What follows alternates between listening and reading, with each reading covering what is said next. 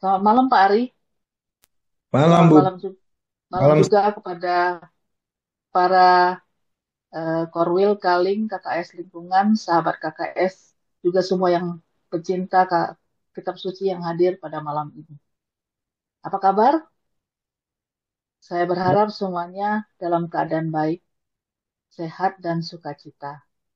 Puji syukur pada Tuhan malam ini tim KKS Paroki Kelapa Gading hadir kembali untuk menemani Bapak Ibu secara virtual melalui Zoom meeting selama kurang lebih 2 jam ke depan.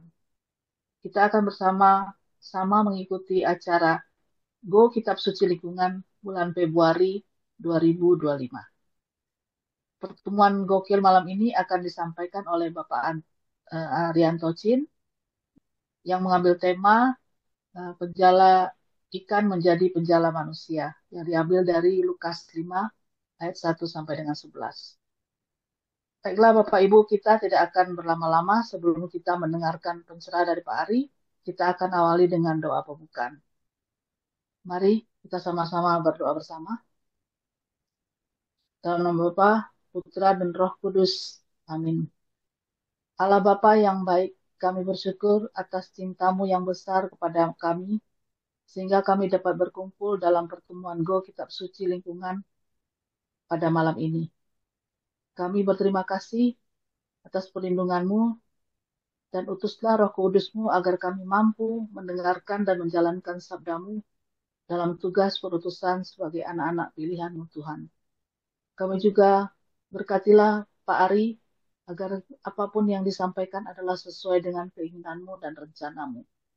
Kami memohon agar semua perangkat internet maupun alat-alat komunikasi kami dapat berjalan dengan baik, sehingga semua ini akan berjalan lancar sampai akhir nanti. Semua doa ini kami sampaikan pada Tuhan Yesus penyelamat dan pelindung kami yang bertahta ini dan sepanjang segala masa. Amin. Dalam nama Bapa, Putra, dan Roh Kudus. Amin.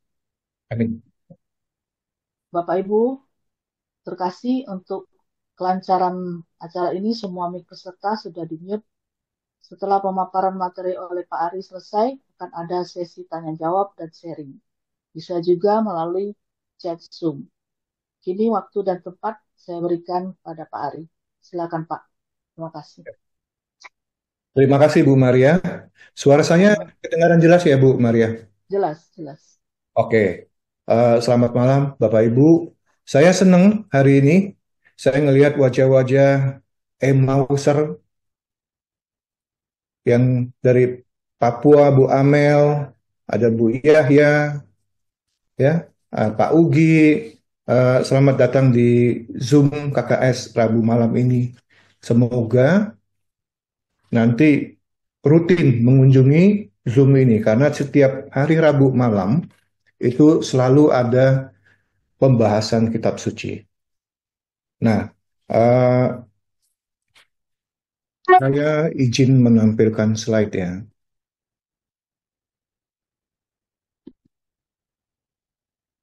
Nah, bagi yang baru bergabung, eh, singkat mengenai siapa saya Arianto Chin, biasa dipanggil Ari. Saya bekerja wira swasta di bidang telekom, kemudian saya juga umat Kelapa Gading, Rafael 3. Saya married, satu istri, dan 3 anak. Nah, anak-anak saya sudah beranjak dewasa sekarang, sudah kuliah semua.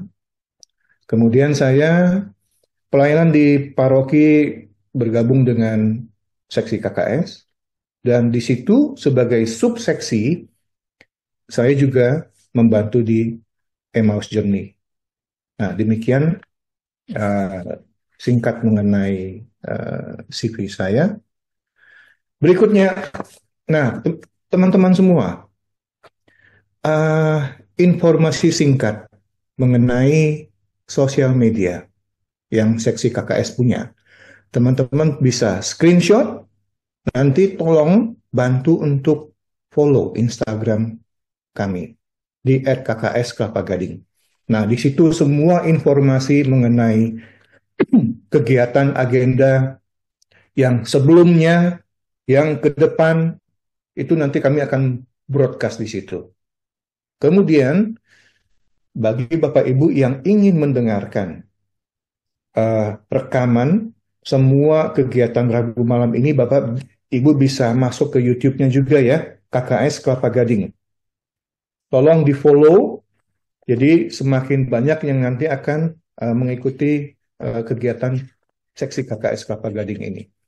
Yang ketiga, uh, kami juga punya WhatsApp group sahabat KKS Kelapa Gading.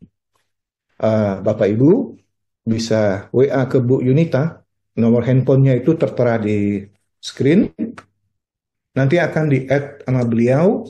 Jadi setiap ada kegiatan, entah itu ada ngumpul-ngumpul, ya, kita bisa bertemu offline, ya, ataupun nanti ada seminar dan sebagainya. Nah, mengenai Rabu malam, bagi yang Bapak Ibu yang baru atau pertama kali join ke kegiatan ini, kegiatan rutin kami hari Rabu itu dari jam 7 sampai jam 9, yaitu malam ini kita akan uh, mengadakan gokil, yaitu Go Kitab Suci Lingkungan. Nah, apa bedanya gokil dengan bekal? Gokil itu biasanya dibawakan oleh awam. Misalnya saya, kemudian Bu Ros sebagai Ketua KKS, Pak Santoso, dan seterusnya. Sedangkan bekal belajar kisah Allah itu pendalaman lebih detail, ya, dibawakan oleh Romo paroki kita. Nah, satu hal kita tahu, April kita akan merayakan Paskah. Tentunya kisah sengsara Yesus itu menjadi topik yang biasanya umat dalamin, baik di lingkungan maupun dengan komunitasnya. Seperti EJ.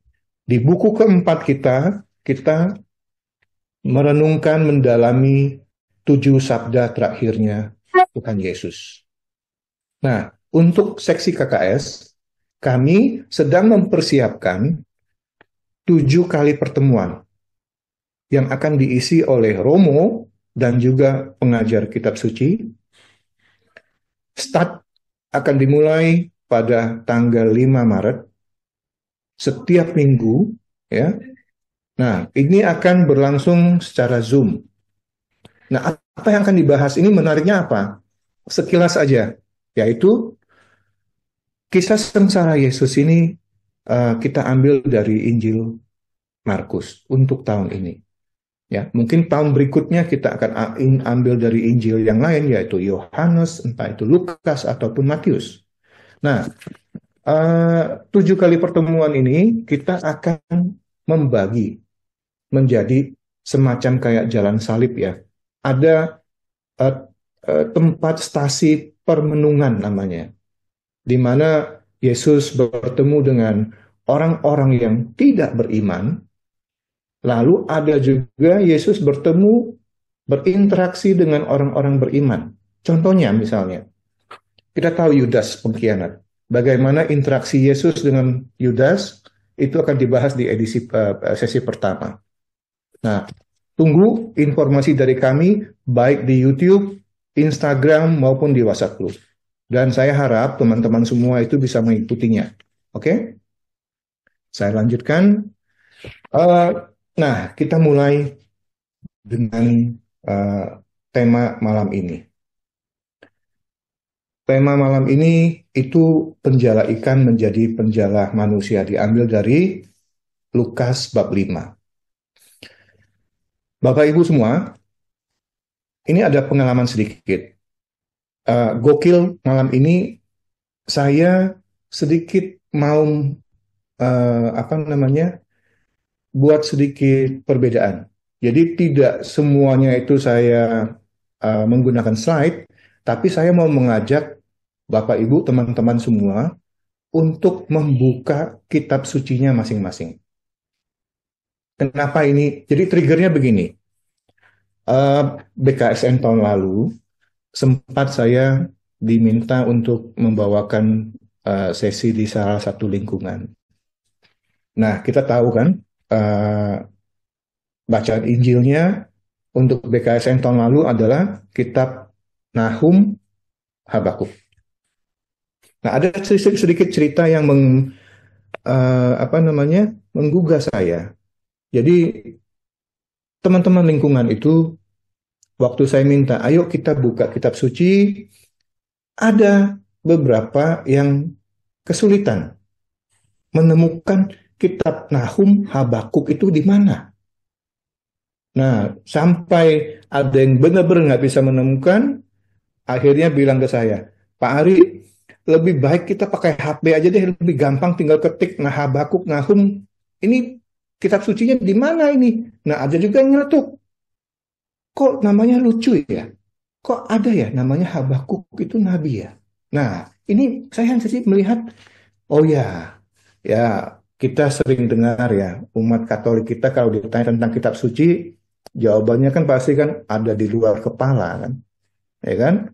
Ya, mungkin karena jarang dibuka kitab sucinya dijadikan barang suci, ditaruh di lemari, ya, dipajang. Ya, minimal hari ini kita baca kitab suci bersama. Kita temukan jawaban-jawabannya dari ayat-ayat yang ada di kitab suci. Nah, yang menjadi acuan saya juga adalah TB2. Bapak Ibu, tolong cek kitab sucinya, apakah Ibu punya adalah TB2 atau masih TB1. TB1 itu terbitan edisi tahun 74.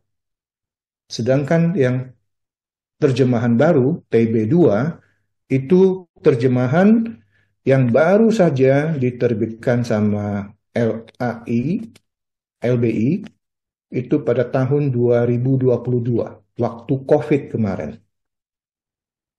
Oke, teman-teman semua sudah siap? Nah, saya minta, oke, sebelum sebelum kita baca kitab sucinya, saya stopin dulu ya. Saya ada cerita sedikit, teman-teman.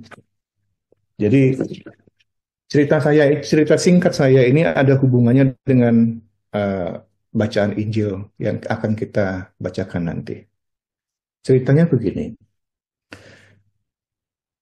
saya pertama kali bekerja itu pada tahun 95. Waktu itu ada perusahaan Jerman yang mencari pegawai baru. Kantornya di Jakarta. Nah, dalam proses perekrutan, itu akhirnya tinggal berdua, yaitu saya dan satu orang lagi. Nah, cilakanya apa? Saya ini kan lulusan lokal ya, Universitas Jakarta. Sedangkan saingan saya itu lulusan luar negeri. Down saya. Waktu saya tanya, tinggal berapa orang? Tinggal berdua. Antara bapak dan satu lagi. Lulusan luar negeri. Ya, saya langsung down. Saya rasa, wah, nggak mungkin lah. Apalagi ini kan perusahaan-perusahaan asing ya. Pasti dia mau mencari yang fasih bahasa Inggris. Sedangkan bahasa Inggris saya, I love you, mister, gitu kan. Cuma itu aja yang saya tahu. Nah, saya ceritakan, saya curhat ke orang tua saya, mama saya. Tapi surprisingly, ya, nggak apa namanya, tak terduga. Mama saya bilang gini, Ari, mama punya firasat, kamu akan terpilih. Yakin banget saya bilang, ma, nggak mungkin, ma. Udah nggak usah menghibur saya, ya. Saya tahu, saya limitnya saya lulusan lokal, sedangkan itu lulusan luar negeri. Nah, saya bertanya-tanya, kenapa mama saya ini bilang saya akan diterima?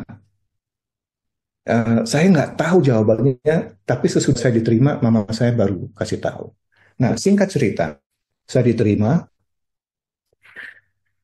bos saya orang Bandung, perusahaan itu baru start up company di Jakarta, baru aja. Jadi pegawainya cuma ada bos saya seorang diri di Bandung, lalu saya anak ingusan yang yang belum lulus malah waktu itu, saya baru skripsi, saya ditaruh di kantor Jakarta seorang diri. Bayangkan Bu, nggak tahu apa-apa, saya diterima, bos saya seminggu sekali datang ke Jakarta. Nah, yang saya mau tekankan di sini adalah saya benar-benar polos. Orang bilang masih hijau ya. Lalu setiap kali bos saya datang, saya seperti melihat Tuhan. Kenapa? Dari bajunya, wow, ikat pinggangnya, kok ada banteng-banteng begitu ya, logonya gitu. Apa ini banteng itu apa gitu? Saya cari tahu. Bolpennya kok bagus gitu ya, merek Montblanc. Ya. Ikat pinggangnya Egner, tasnya juga Egner. Wah, ini kok keren ya. Sedangkan saya beli di pasar baru 20.000 gitu ya. Ya, nama juga baru kerja. Nah, ini yang menjadi role model saya. Oh, seperti itu. Kadang itu terus juga waktu itu juga kadang-kadang istrinya ikut. Wah, istrinya cantik sekali gitu ya. Mobilnya BMW. Nah, ini berkesan buat saya sehingga saya apa pelan-pelan simpan uang, menabung satu persatu. Bapak Ibu tahu apa merek bolpen yang saya beli pertama kali? Sama dengan bos saya, Montblanc. Dan sampai sekarang bolpennya masih saya simpan. Begitu juga dengan tas. Setelah dapat komisi, apa yang saya beli? Saya beli yang merek yang sama. Mencontoh, ya. Saya melihatnya apa? Ada proses pemuritan di sini ya. Seorang guru, seorang role model, muridnya melihat dan mencontoh. Bukan cuma itu, cara dia berkata-kata, tutur katanya, kosah katanya, negotiation skill-nya, semua saya lihat, saya amatin, dan saya praktekin. Nah, ini setiap kali saya membaca perikop Yesus memanggil murid, saya teringat dengan bos saya itu. Jasanya sungguh luar biasa. Oke, Bu Maria, saya tampilkan slide perikopnya. Mohon Bu Maria bacakan dari ayat 1 sampai 3. Saya minta Pak Santoso untuk bacakan ayat 4 sampai 7. Ya. Dan satu lagi, boleh saya minta Bu Yahya untuk bacakan ayat 8 sampai 11. Ini nanti saya akan tampilkan segera. Sebentar ya. Bu Yahya 8 sampai 11, Pak Baik, San 4 sampai 7, Bu Maria 1 sampai 3. Silakan. baik. Bacaan dari Injil Lukas bab 5 ayat 1 sampai 11 ya. Pada suatu kali Yesus berdiri di pantai Danau Genesaret, sementara orang banyak mengerumuni dia, hendak mendengarkan firman Allah. Ia melihat dua perahu berlabuh di tepi danau. Nelayan-nelayannya telah turun dan sedang membasuh jalannya. Ia naik ke dalam salah satu perahu itu, yaitu perahu Simon, dan meminta dia mendorong perahunya sedikit jauh dari pantai. Lalu ia duduk dan mengajar orang banyak dari atas perahu.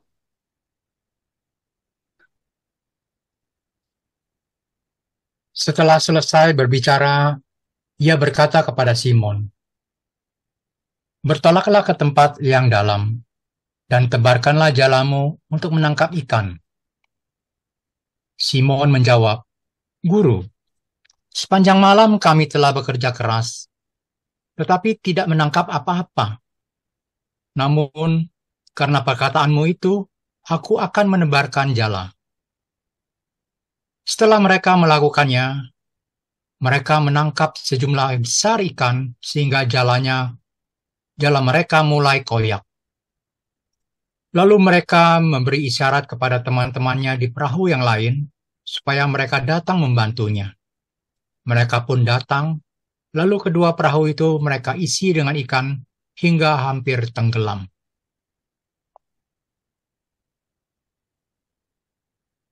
Ketika Simon Petrus melihat hal itu, ia pun sujud di depan Yesus dan berkata, "Tuhan, pergilah dariku, karena aku ini seorang berdosa." Sebab ia dan semua orang yang bersama dia diliputi rasa takjub oleh karena banyaknya ikan yang mereka tangkap. Demikian juga Yakobus dan Yohanes, anak-anak Zebedius, yang menjadi teman Simon. Kata Yesus kepada Simon, "Jangan takut. Mulai sekarang engkau akan menjala manusia." Sesudah menarik perahu-perahunya ke darat, mereka pun meninggalkan segala sesuatu, lalu mengikut Yesus. Demikianlah sabda Tuhan. Terpuji Inilah Kristus. Kristus. Terima kasih Bu Maria, Pak San, Bu Yaya sudah bantu Sama-sama, saya Pak. dengan ayat kitab suci. Nah, Bapak Ibu teman-teman semua, saya membagi kisah panggilan murid Yesus yang pertama ini menjadi 3 babak. Babak pertama yaitu pada ayat 1 sampai 3, di mana Yesus milih perahu Simon, menaiki perahu Simon, kemudian mengajar orang banyak. Tadi sudah dibacakan sama Bu Maria. Kemudian Pak San membacakan ayat 4 sampai 7, yaitu langsung Yesus memerintahkan Simon di atas perahunya untuk bertolak ke tempat yang dalam. Dan hasilnya mendapatkan hasil yang berlimpah. Ya, ikan tangkapannya banyak sekali. Ini sungguh luar biasa kisahnya ini. Nah, yang babak ketiga, sesudah itu Simon sadar. Dia menerima rahmat Tuhan, dia mengaku kelemahan, ya, bahwa dia tidak layak di depan Tuhan Yesus, mengaku dosa dan mengikuti Yesus. Nah, ini kisahnya, Bapak Ibu kalau lihat dari awal, ini seperti kayak kita nonton film ya, ada intronya, ya, Yesus ketemu siapa, kemudian habis itu Yesus ngapain, dia melakukan mukjizat apa, dan apa end game-nya, ya, happy ending-nya seperti apa.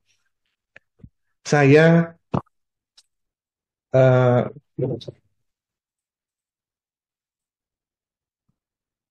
memulainya dengan yang babak pertama sekarang, yaitu Yesus naik ke perahu Simon dan mengajar orang banyak. Teman-teman, tadi saya minta teman-teman siapin kitab suci yuk. Mari kita buka kitab suci bersama. Ya, Lukas 5 ayat 1 sampai 11 ini. Nah, saya akan melakukan pendekatan ini, kisah ini sebagai suatu narasi, suatu cerita, ya, yang enak didengar, enak dibaca, kemudian kita mencoba untuk memaknai beberapa poin penting, dan kemudian kita refleksikan apa maksudnya ini untuk saya, Tuhan mau berkata apa untuk kita. Oke? Nah, pertama, dalam suatu cerita kita selalu melihat, ya, ini kejadiannya di mana. Bapak Ibu bisa lihat ya, kejadiannya itu di Danau Genesaret. Nah, satu hal, kalau Bapak Ibu baca Injil Matius, Markus, Lukas, Yohanes, hanya di Injil Lukas disebut sama penulis Injilnya, yaitu Lukas, disebutnya Genesaret. Sedangkan di Injil yang lain, Matius, Markus itu menulisnya Danau Galilea. Beda lagi dengan Yohanes. Yohanes itu menulisnya danau, menyebutnya Danau Tiberias. 3 nama ini adalah tempat yang sama. Nah, yang tadinya Bapak Ibu cuma mendengar seminar orang, pembicaranya ngomong. Coba Bapak Ibu buka sekarang di Markus 1:16 atau di Markus 7:31. Apakah benar yang tertulis di situ? Bu Maria, eh, ada kitab suci Bu Maria?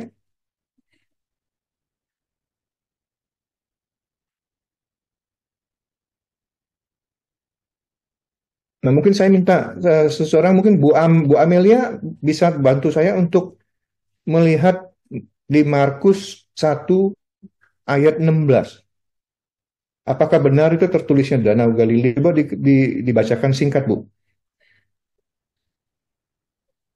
Benar nih. Benar ya? Coba dibacakan, Bu. Singkat aja, sampai yang Galilea. Ketika Yesus menyusuri tepi Danau Galilea.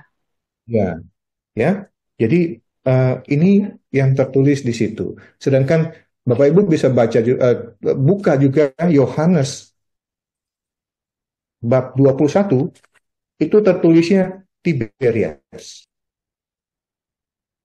Pertanyaannya sekarang, ini danau letaknya di mana? Di bagian mana dari peta Israel? Bapak Ibu bisa kelihatan nggak nih? Saya zoom ya. Nah, kalau Bapak Ibu kesulitan untuk melihat ini, di belakang peta, di belakang Bible, kitab suci, itu ada peta. Judul petanya itu Palestina pada zaman Tuhan Yesus. Nah, di situ ada bulatan tertulisnya Danau Galilea. Nah, gambar ini saya ambil. Kenapa saya pakai ini? Karena saya ingin menampilkan ternyata Genesaret itu adalah satu nama kota, ya, nama kota. Kita akan melihat ini di Markus bab 6 ayat 53. Bu Rosita boleh bantu nggak Bu? Ke Markus 6 ayat 53. Hanya satu ayat aja Bu.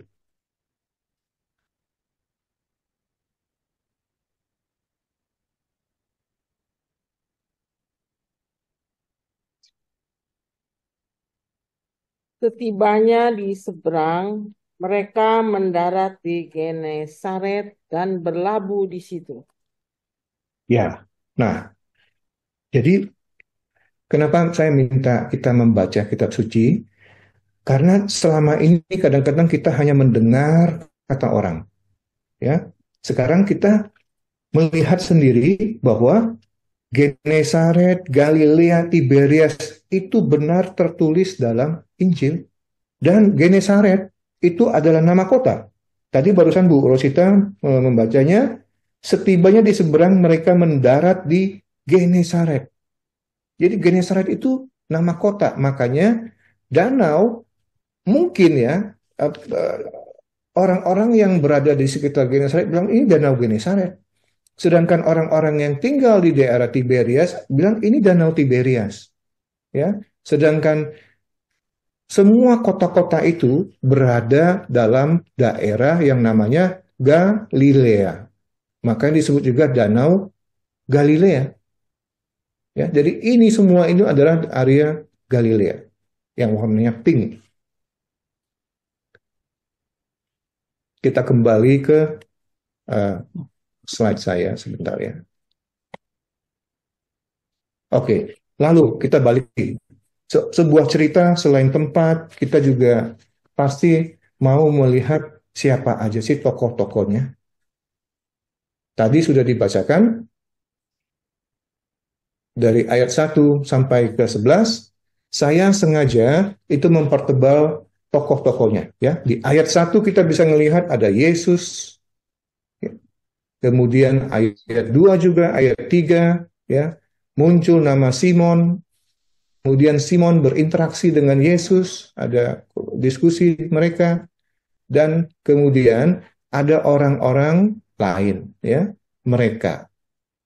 Kemudian habis itu muncul juga bukan cuma Simon seorang diri, tetapi ada temannya, yaitu Yakobus dan Yohanes, anak-anak Zebedius. Nah, Bapak Ibu semua, ini tokoh-tokoh yang ada dalam kisah ini. Pertanyaan berikutnya, apa sih yang dilakukan Yesus di sana?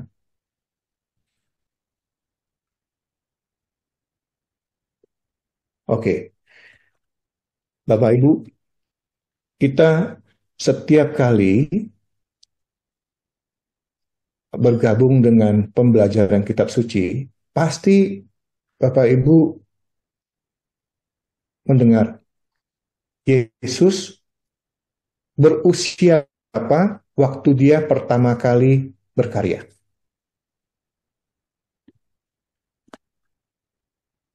Teman-teman ada yang mau uh, bantu jawab? 30. 30. Thank you Pascal ya. Umur 30. Nah, coba kita buka kitab suci kita di Lukas 3. Jadi ini kan Lukas 5. Sebelumnya ternyata ada informasi loh bahwa Yesus itu berkarya pada usia umur 30. Lukas 3 ayat 23. Saya bacakan ya. Lukas 3 ayat 23. Itu waktu mengenai silsilah Yesus. Ketika Yesus memulai pekerjaannya, ia berumur kira-kira 30 tahun. Satu lagi kita dapatkan, teman-teman. Ya, dulunya saya mendengarkan orang, oh ya, 30 tahun dia meninggal wafat tanggal umur 33. Ternyata informasi ini ada di kitab suci. Dan kita bisa, nah, sesudah saya tahu, saya menggarisbawahinya, sesudah itu mungkin saya tidak bakal lupa lagi. Kenapa? Saya melihat sendiri, saya mengalaminya, membuka kitab sucinya sendiri. Minimal kitab suci saya nggak polos-polos amat lah gitu ya.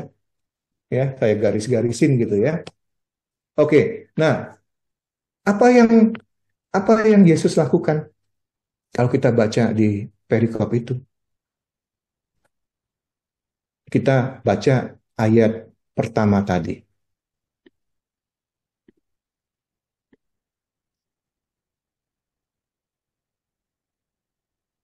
Pada suatu kali,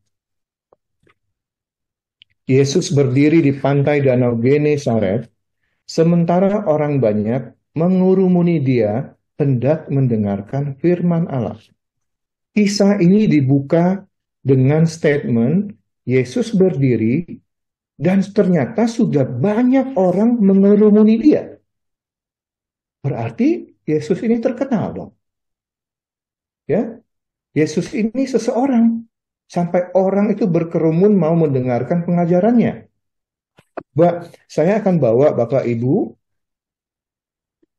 Ayo kita buka kitab suci bersama. Kita mulai singkat aja ya. Lukas bab 1. Dari awal Lukas bab 1 bercerita tentang apa? Tentang Yohanes Pembaptis. Betul? Lalu kisah tentang kelahiran Yesus. Di mana Maria berjumpa dengan malaikat Gabriel. Oke? Lalu Maria bertemu Elizabeth, kemudian di bab 2 tentang kelahiran Yesus, ada gembala-gembala, kisah gembala. Kemudian Yesus disunat dan pada umur 12 dipersembahkan ke bait Allah. Baru beberapa hari yang lalu kita memperingatinya, yaitu 40 hari sesudah Natal. Dan setiap tahun pasti jatuh di tanggal 2 Februari. Oke? Nah, kemudian kita lanjutkan. Habis itu apa? Yesus dibaptis, bab 3. Kemudian, sebelum berkarya, Yesus dicobai di padang gurun. Ya, ingat itu di Lukas bab 4. Kita terus maju. Nah, karya pertama Yesus ternyata nggak berhasil loh. Kita baca coba di sini. Yesus ditolak di Nazaret. Di kampungnya sendiri ditolak. Nah, habis itu baru dia jalan ke Kapernaum, ya, ke Kapernaum. Nah, teman-teman lihat di bab 4 ayat 32. Saya bacakan ya. Lukas bab 4 ayat 32. Mereka takjub mendengar pengajarannya, sebab perkataannya penuh kuasa. Wow, ya. Bapak Ibu kalau mau menggarisbawahi, monggo. Nah, apa sih perkataannya yang penuh kuasa ini? Kenapa tiba-tiba Lukas menulisnya pengajarannya, kata-katanya penuh kuasa? Kita tahu orang Yahudi, para rabi-rabi itu sudah memang zamannya waktu itu mereka mengajar kitab suci, mengajar Taurat. Tetapi misalnya Nabi A itu dia mendapatkan ilmu, mendapatkan sumber pengajarannya dari gurunya. Dia mengutip dari gurunya, ya. Contohnya nabi yang terkenal yang kita apa namanya kita temukan di Kisah Para Rasul, Gamaliel, gurunya Saulus, seorang rabi, ya, rabi besar. Nah, bayangkan saya kalau mengajar seorang rabi, saya bilang oke, menurut rabi ini, guru besar kita, begini loh ceritanya. Kebijaksanaan itu begini, begini, begini. Yesus tidak demikian, teman-teman. Kita bisa lihat di bab 4 ayat 16. Waktu dia mengajar di Nazaret. Dia masuk ke bait Allah, lalu dia diberikan, ya, diceritakan diberikan gulungan kitab Nabi Yesaya. Saya bacakan sedikit ya. Roh Tuhan ada padaku karena ia telah mengurapi aku. Ia telah mengutus aku untuk memberitakan pembebasan kepada orang tawanan, penglihatan kepada orang buta, dan seterusnya. Apa kata Yesus sesudah itu? Pada hari ini, di ayat 21, genaplah nas ini ketika kamu mendengarnya. Baca lagi, semua orang itu membenarkan dia, ya, dan mereka heran akan perkataan penuh rahmat yang diucapkannya. Nah, ini bedanya. Yesus bilang seolah-olah dia itu Tuhan. Saya datang untuk ini, untuk membebaskan, untuk menyelamatkan. Sedangkan rabi yang lain, menurut guru besar kita, begini loh. Kenapa kita bisa melihat pada bab 4 ayat 32, waktu Yesus mengajar di Kapernaum, perkataannya penuh kuasa. Lalu kita maju sedikit. Apa karya Yesus sesudah itu? Dia menyembuhkan ibu mertua Simon Petrus. Jadi, ternyata bab 5 ini, sebelumnya Simon sudah kenal Yesus belum? Sudah. Dia menjadi saksi mukjizat yang diberikan Yesus. Coba kita baca. Ya, di bab 4 ayat 38. Yesus meninggalkan rumah ibadah, masuk ke rumah Simon. Pasti ada Simon. Ya, nggak mungkin tidak ada Simon. Ibu mertuanya demam, lalu Yesus apa?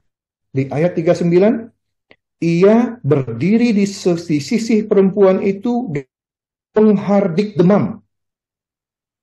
Demam itu meninggalkan dia. Wow. Seseorang menghardik demam hilang. Kemudian ada lagi cerita kan, yang Yesus masuk ke rumah ibadah, seseorang kerasukan roh jahat, dihardik sama Yesus, kabur roh jahatnya. Nah, pengalaman-pengalaman inilah yang ada di diri Simon. Sorry, di orang-orang banyak. dengan mukjizat, pengajaran yang penuh kuasa, penyembuhan, pengusiran setan, wajar. Di mana Yesus pergi, orang akan selalu datang mau menemui dia. Kita balik ke ayat pertama sekarang. Jadi sekarang kita lebih mengerti ya. Yesus berdiri di Danau Genesaret, tiba-tiba orang sudah mengerumuni dia. Jadi, nah ini juga apa? Membaca perikop ada baiknya kita melihat kisah-kisah sebelumnya. Karena biasanya penulis itu ceritanya nggak terpotong-potong, tapi nyambung terus, ya, nyambung terus. Jadi dari sini kita tahu, oh, Yesus sudah mulai pengajaran, lalu sampai di tepi dia masih sendirian loh. Dia belum punya murid, belum punya pembantu. Jadi kisah di tepi Danau Genesaret ini menurut saya sangat wajar. Sudah saatnya Yesus berpikir saya harus menunjuk pembantu-pembantu saya. Kenapa? Pasti dia kewalahan seorang diri untuk mewartakan Injil Kerajaan Allah ini. Oke?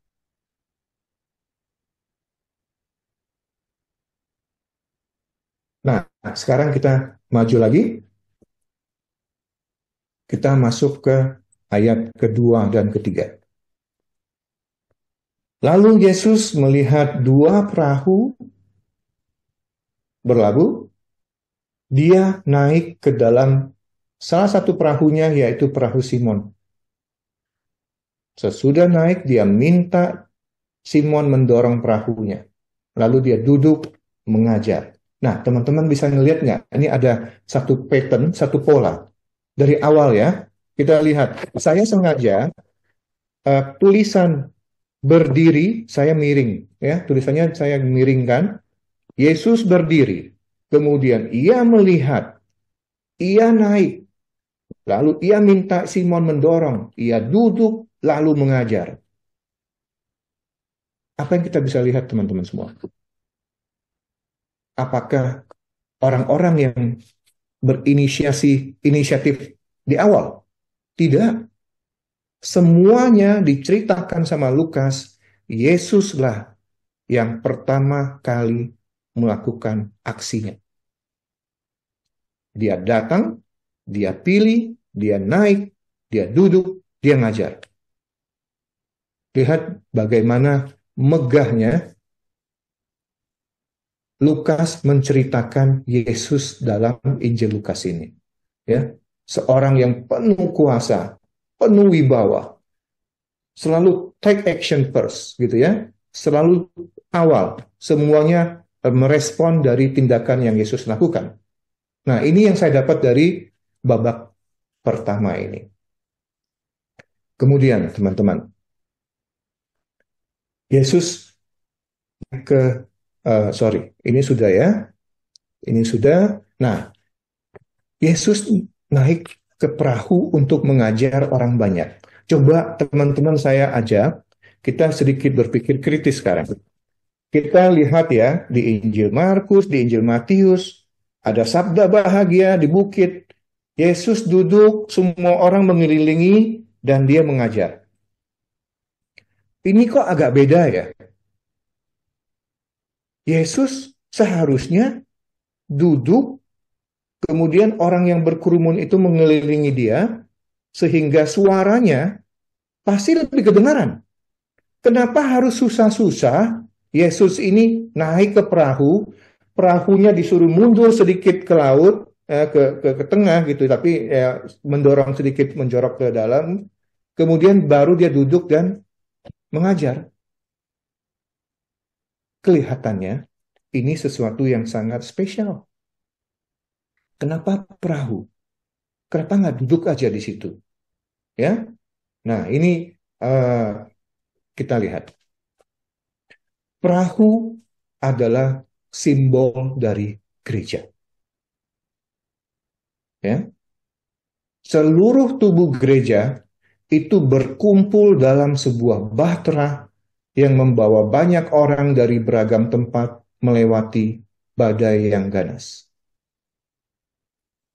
Kebetulan minggu lalu saya dan istri ada sedikit pengajaran singkat untuk teman-teman dekat kami, dan kami memanggil Romo Uut untuk memberikan pengajaran, dan materinya yaitu mengenai simbol-simbol gereja.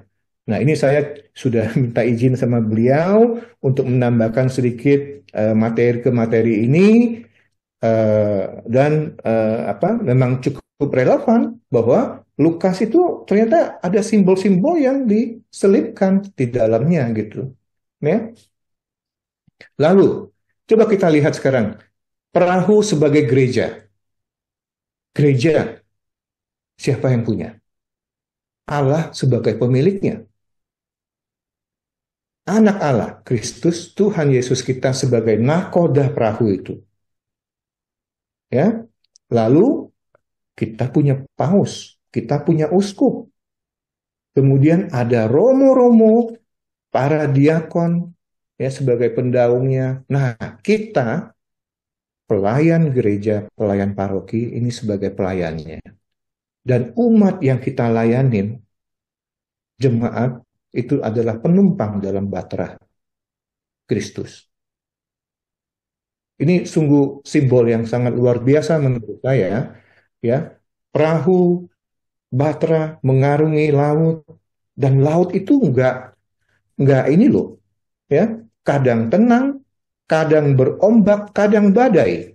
Nah, disimbolkan sebagai godaan-godaan yang bisa menimbulkan malapetaka buat kita.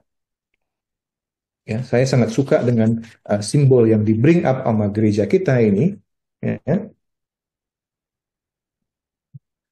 Lalu kita lihat sedikit lagi mengenai kisah mengenai perahu.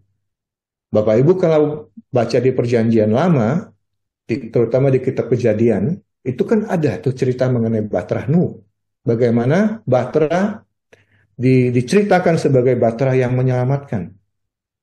Ya. Dunia sudah rusak, dan tuh Allah Bapa memerintahkan Nuh untuk membuat satu bahtera dan menyelamatkan semua makhluk. Ya, berpasang-pasangan. Kita move ke Perjanjian Baru. Matius 8. Ya. Bapak Ibu singkat bisa buka di Matius 8. Itu kisah yang klasik juga mengenai angin ribut diredahkan. Tidak perlu dibaca, tetapi minimal Bapak Ibu melihat, oh iya, ada di Matius 8, judulnya angin ribut diredahkan. Di situ diceritakan mengenai Yesus di perahu, ada murid-muridnya, Yesus tidur, murid-muridnya shock, panik, ya, dan bilang, Yesus, tolong, perahu kita sudah mau tenggelam, kok kamu tidur? Ya, ingat pasti cerita itu kan? Nah, lalu ini, coba kita sandingkan ya, kisah Matius yang perahu mau tenggelam itu. Kita bandingkan dengan cerita di Lukas. Yang satu di Matius bilang perahunya mau tenggelam, ada masalah. Ya, di Lukas berbeda. Bertolaklah ke dalam, ke tempat yang lebih dalam, bentangkan itu, tebarkan jalahmu, ikan banyak didapat.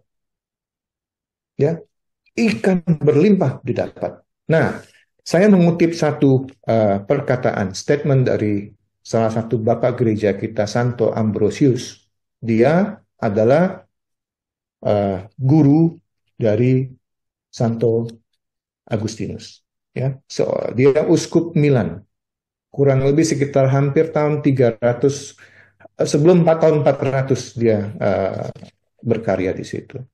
Dia bilang gini, inilah perahu atau gereja, di mana dalam Injil Matius dikatakan hampir tenggelam, dalam Injil Lukas penuh dengan tangkapan ikan.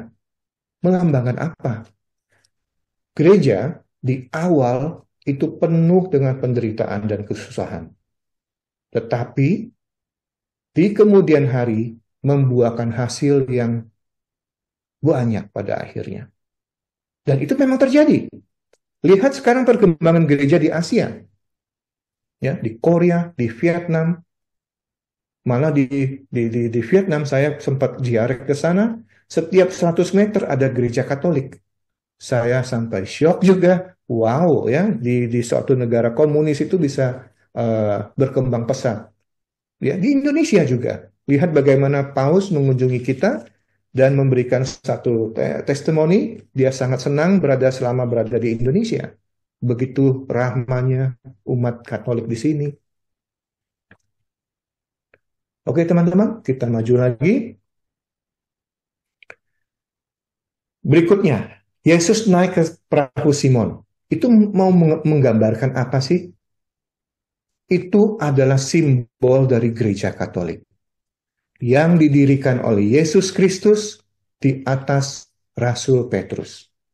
Ya, teman-teman, Yesus enggak acak memilih naik ke perahu Simon. Malah tadi kita sudah menemukan ya, di bab 3, Yesus sudah masuk ke rumah Simon, menyembuhkan mertuanya. Buat saya, ini ada satu ayat di Yohanes yang saya cukup gampang untuk menghafalnya. Kenapa? Karena Yohanes bab 15 ayat 16, 15-16. Apa itu? Coba kita baca. Yohanes bab 15 ayat 16. Saya bacakan ya. Bukan kamu yang memilih aku, tetapi akulah yang memilih kamu. Inilah yang terjadi. Dari awal itu sudah direncanakan sama Yesus. Aku memilih Simon. Ya, jelas banget tersirat dalam Lukas ini. Nah, di Matius bab 16 juga tertulis. Yesus berkata, engkau adalah Petrus. Ya, Simon menjadi Petrus, ya, batu karang. Dan di atas batu karang ini, aku akan mendirikan gerejaku dan alam maut tidak akan menguasainya. Ya, jadi super jelas teman-teman. Untuk saya ini sungguh luar biasa bagaimana Lukas menjahit ceritanya sehingga kita bisa menemukan satu titik benang merah. Dari awal Tuhan Yesus sudah menentukan siapa yang akan dia pilih sebagai pengikut muridnya. Oke? Nah, pesan kita buat apa yang kita bisa ambil dari kisah 3 ayat pertama ini? Kita juga terpanggil untuk naik ke perahu Simon. Simbol dari gereja Katolik kita. Untuk apa? Melayani gereja. Ya. Kita didorong untuk aktif. Bukan cuma merasakan kasih Tuhan sendiri, tetapi kita mau membagikan ke orang lain. Teman-teman Emmauser, kita sudah menyelesaikan buku ketiga. Di situ kita diajak untuk meyakinkan diri kita bahwa kita harus melayani gereja dengan sepenuh hati. Ya, oke teman-teman. Berikutnya, sekarang kita ke babak kedua, yaitu bertolak ke tempat yang dalam dan mendapatkan hasil berlimpah. Tadi sudah dibacakan, jadi saya menyingkat aja. Yesus sesudah naik ke kapal, ke perahu Simon, langsung pegang kendali. Ya, langsung pegang kendali. Dia memerintahkan Simon, bertolaklah ke tempat yang dalam. Tebar jalamu untuk tangkap ikan. Kemudian Simon menjawab, Guru, kami sudah coba semalaman, tapi hasilnya nggak ada. Dengan kata lain apa, teman-teman? Dia belum memanggil Tuhan Yesus ya. Guru, kami ini nelayan profesional loh. Ya, kami tahu apa yang kami kerjakan. Dan teman-teman, sebagai informasi, eh, mereka nelayan-nelayan di Danau Tiberias Genesaret ini itu selalu menangkap ikan di malam hari. Ya, itu adalah tradisi mereka, menangkap ikan di malam hari. Ini tiba-tiba datang Yesus ya dengan soknya bilang, "Hei, Simon, ayo bertolak ke dalam, tebar jalamu." Nah, ini kenapa Simon bilang, "Kami sudah lakukan, tapi nggak ada hasil. Namun, karena perkataanmu ini, aku akan menebarkan jala." Ya, karena perkataanmu ini, guru, aku ikut deh. Istilahnya begitu. Tadi saya sudah ajak teman-teman untuk untuk melihat apa yang terjadi sebelum kisah bab 5 ini. Di mana Yesus udah mengajar dengan penuh kuasa, udah ngusir setan, kemudian Yesus apalagi mengajar di tempat ibadah. Nah, ini tentunya Simon tahu dong apa yang Yesus lakukan. Makanya dia bilang, "Ya, guru, saya percaya. Kemarin kan saya sudah lihat, ya, dia berdiri di sisi mertuanya, dia bilang, 'Demam, pergilah engkau,' hilang demamnya mertuanya dan sembuh." Jadi karena pengalamannya yang sungguh luar biasa dengan Yesus, dia bilang, "Oke deh Yesus, karena engkau bilang, saya ikut." Ya, ada kepercayaan dari diri Simon. Kemudian kita lihat, setelah mereka melakukannya, mereka mendapatkan hasil yang berlimpah. Ya, sampai mereka manggil teman-temannya, "Bantu, ini udah mau tenggelam ini kapal." Ya, supaya mereka bisa membagi hasil tangkapannya yang berlimpah ruah ini. Oke? Teman-teman pasti pernah mendengar tentang Duk in Altum. Ya, ini istilah yang sering kita dengar, ya, menjadi judul tema seminar, webinar, ya, yang sering dikutip oleh para pencinta kitab suci. Nah, bertolaklah ke tempat yang dalam. Itu dalam kitab suci berbahasa Latin yang disebut Vulgata. Bertolaklah ke tempat yang dalam itu bahasa Latinnya Duc in Altum. Oke? Tapi teman-teman, saya jangan ditanya selanjutnya ya. Saya benar tidak menguasai bahasa Latin. Ini saya bukan mau show off, tetapi mau menampilkan biar teman-teman semua, Bapak Ibu, tahu bahwa Duc in Altum itu adalah sepenggal kata bahasa Latin di ayat 4 di bab 5. Di dalam kitab suci Vulgata. Siapa yang menulis Vulgata ini? Sekali lagi, gereja Katolik kita super kaya dengan tradisi, ya. Bapak gereja yang bernama Santo Hieronymus. Kita lanjut ya. Simon menjawab, "Guru, sepanjang malam kami telah bekerja keras tapi tidak menangkap apa-apa. Tapi perkataanmu itu aku akan menebarkan jala." Ya, ini saya sudah terangkan tadi. Jelas perkataan Simon itu ada maksudnya. Ya, dia sudah tahu kok apa yang Yesus lakukan terjadi, mukjizat terjadi, mertuanya sembuh, ya semua orang ikut dia. Akhirnya dia juga, "Oke deh Yesus, pokoknya kalau kamu bilang apa, saya ikut." Oke, teman-teman bisa melihat ya di Lukas 4:35, 39 dan 41. Teman-teman bisa catat dan kemudian nanti bisa melihat detailnya seperti apa. Nah, sekarang ayat ke-6, mereka mendapatkan sejumlah besar ikan. Ini juga simbolik, ya. Ini juga simbolik. Petrus dan murid-murid yang lain nanti mewartakan Injil Kerajaan Allah ini akan membuat banyak orang percaya dan selamat. Nah, sekarang coba kita perhatikan, fokusin ke dirinya Petrus.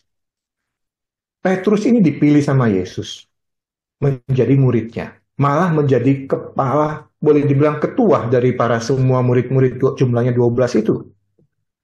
Tetapi perjalanan Petrus menjadi murid Yesus itu tidak mulus-mulus selalu loh. Ya, ingat nggak? Petrus ini dialah yang menyangkal Yesus 3 kali. Seorang pengecut dia. Ya, mau ditangkap, dia bilang saya nggak kenal Yesus. Siapa dia? Sampai 3 kali. Dia jatuh bangun.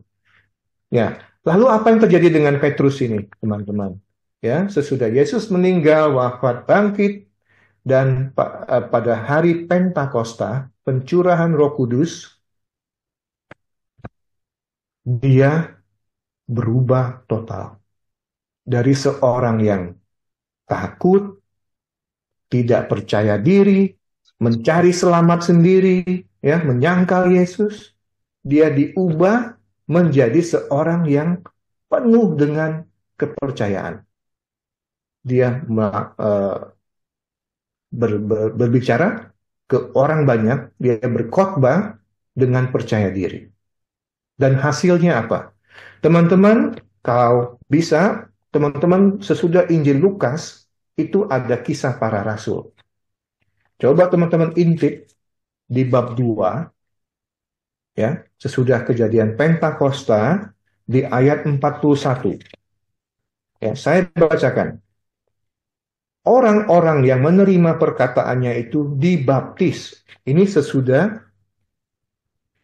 Petrus berkhotbah. Sesudah khotbah selesai, mereka menerima perkataan Petrus, mereka memutuskan untuk dibaptis, dan pada hari itu jumlah mereka bertambah kira-kira 3.000 jiwa.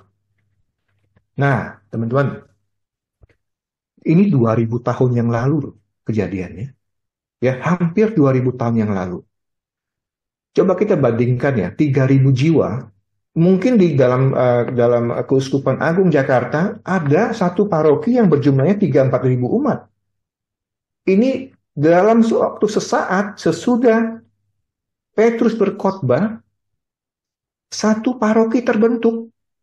Betapa luar biasa efek dari khotbahnya Petrus ini. Teman-teman bisa baca nanti ya, kisah para rasul. Saya sangat menyukai kitab kisah para rasul ini. Ya, sepak terjang para rasul, terutama Petrus dan Paulus, sesudah Yesus sudah tidak ada lagi, dan berkat mereka kita bisa memeluk Katolik. Ya, berkat mereka Kristiani menyebar ke seluruh dunia. Oke? Next. Lalu pesan buat kita apa nih? Jadi di babak kedua ini pesan apa? Pesannya apa? Lihat sekarang. Simon menangkap ikan di malam hari. Ya, malam itu lambang dari kegelapan. Konotasinya dosa. Lihat perkataan dari Simon kepada Yesus. Kami sudah mencoba menangkap ikan semalaman, nggak dapat apa-apa. Ya, itulah kita. Di lingkup dengan dosa kita nggak dapat apa-apa. Ya. Lalu Yesus datang di siang hari. Siang itu lambang dari cahaya ilahi, menyinari dunia, dan hidup baru. Ya, sebuah harapan baru. Dan tangkapan ikan banyak itu bisa melambangkan rahmat Allah yang gak sia-sia. Ya, rahmat Allah yang bekerja di diri kita. Itulah tangkapan ikan yang banyak. Jadi kalau kita gabungin semuanya, Yesus datang mencurahkan rahmat-Nya berlimpah-limpah buat kita dan mengubah kita menjadi manusia baru, menjadi pengikut Yesus. Oke? Saya tutup babak kedua ini dengan pesan buat kita semua. Sekarang kita maju ke babak yang terakhir. Saya menamakan babak ini menerima rahmat Tuhan, ya, mengakui dosa dan mengikuti Yesus. Teman-teman bisa baca dari ayat 8 sampai 11. Nah, yang saya mau tekankan di sini, saya coba untuk melihat dari sisi perjalanan spiritualnya Simon. Ya. Hidup rohani Simon, apa yang terjadi sesudah dia ketemu Yesus? Sesudah Yesus naik ke perahunya. Apa itu maksudnya? Bayangkan ya, teman-teman. Sebelum ada Yesus muncul di tepi danau Genesaret, apa yang Simon dan teman-teman lainnya lakukan? Mereka adalah nelayan-nelayan yang biasa. Gak ada spesialnya sama sekali. Ya, bangun tidur, ke laut, tangkap ikan, pulang bawa hasil. Kalau dapat hasil happy, kalau nggak dapat hasil mungkin menggerutu. Seperti kita sekarang. Ya, pekerjaan kita membuahkan hasil, kita bersuka cita. Ya, kita makan sama keluarga, kita traktir orang lain, teman-teman kita. Tetapi saatnya kalau kita mengalami masalah yang pelik, entah itu di keluarga, entah itu di usaha kita, pekerjaan kita curhat sama teman. Kita manusia biasa, sama seperti nelayan-nelayan di tepi danau uh, Genesaret ini. Lalu, apa yang spesial di sini? Ketika Yesus naik ke perahu Simon, semua yang normal hilang. Ya, yang terjadi apa? Ikan banyak. Oke? Tangkapan banyak. Nah, ini kemudian Simon melihat itu. Ya, Simon melihat itu. Kita baca di ayat ke-8. Ketika Simon Petrus melihat kejadian yang barusan terjadi, ia pun sujud di depan Yesus. Ya, dia sujud di depan Yesus, nggak bisa berkata-kata, nggak bisa menyombongkan diri. Dia nelayan profesional, dia jagoannya di kampung itu, apapun itu, nggak ada artinya lagi buat dia. Kenapa? Sudah terbukti. Dia coba, nggak ada hasil. Yesus datang, wow, sampai nggak muat-muat itu perahunya, sampai harus minta teman-teman yang lain untuk menolong dia. Lalu dia berkata apa? Tuhan, pergilah dariku, karena aku ini seorang berdosa. Lihat sikap dari Simon. Ya, bukan dia merasa, oh, Simon, Tuhan Yesus datang ke perahuku loh, guys. Wow banget hari ini. Ya, kita lihat apa yang kita lakukan. Saya jujur bisa, misalnya satu hari ini, saya bisa makan siang dengan Romo, makan siang dengan siapa Romo yang terkenal misalnya. Saya rasanya seperti di awang-awang gitu ya. Semua mata memandang saya. Ya, saya menjadi seseorang yang dekat dengan seorang Romo yang terkenal gitu. Enggak seperti itu teman-teman sikapnya. Ya, saya menjadi misalnya ketua ini, ketua itu. Bukan itu yang dimaui sama Yesus. Yesus itu mau melihatnya apa? Sikap rendah hati kita sikap kita full submission, ya, bahwa saya ini nggak layak loh Tuhan, ya, saya ini orang berdosa. Makanya teman-teman, setiap kali kita mengikuti misa Ekaristi, apa yang terjadi waktu konsekrasi itu? Kita menyebutnya apa? Tuhan, jangan Engkau datang kepada saya, ya, tetapi bersabdalah saja, maka saya akan sembuh. Nggak pantas. Kita merasa nggak pantas Tuhan datang kepada kita. Sungguh luar biasa, ya. Setiap kali kita mengikuti Ekaristi, kita diminta untuk mengenang kembali. Tuhan ada, Tuhan sayang, ayo, jangan sombongkan diri. Ya, apa adanya kepada Tuhan, memang kita seorang yang berdosa. Ya, ini yang menjadi titik permenungan saya, teman-teman. Nah, lalu ia diliputi oleh rasa takjub, kemudian next step-nya, ini yang menurut saya sangat-sangat extraordinary ini, ya. Simon bukan cuma dengan Yesus naik ke perahunya, itu melambangkan apa? Rahmat Tuhan sampai ke dirinya Simon.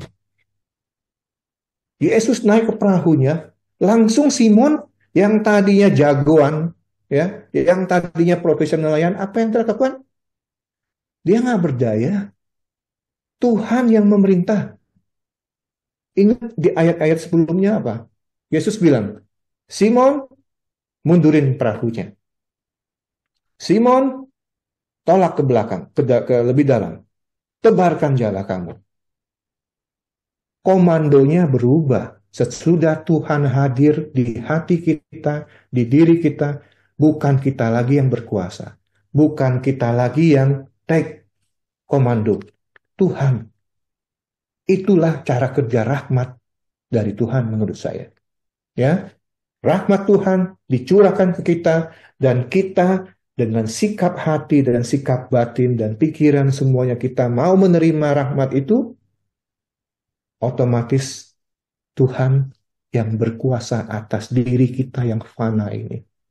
Kita juga sering dengar di surat-surat Paulus, ya, bukan aku lagi, tetapi Yesus Kristus.